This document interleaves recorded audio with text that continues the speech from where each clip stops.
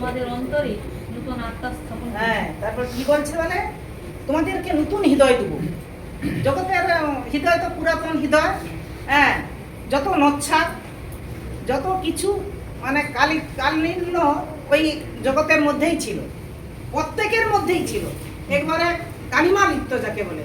যা আর এখন যে পরমেশ্বর পিতা বলছে তোমাদের যে নতুন হৃদয় দেবো, এর মধ্যে কি থাকবে?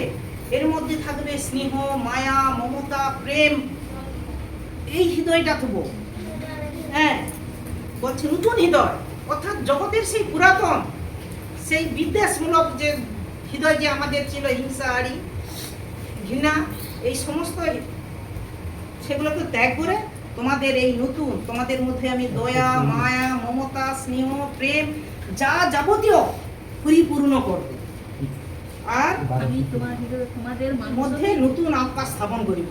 তাহলে পরমেশ্বর পিতা তার পুত্রের মধ্য দিয়ে যে যে সহায়ক আত্মা সে স্থাপন কোথায় করবে? সে ওই রকম সূচি হৃদয় চাই। তাহলে তো সে পরমেশ্বর পিতা তার সেই আত্মাটাকে পবিত্র হবে। আত্মাটা তো আগেও ছিল, এখনো আছে। সে তো জগতের শয়তান অপবিত্র আত্মা।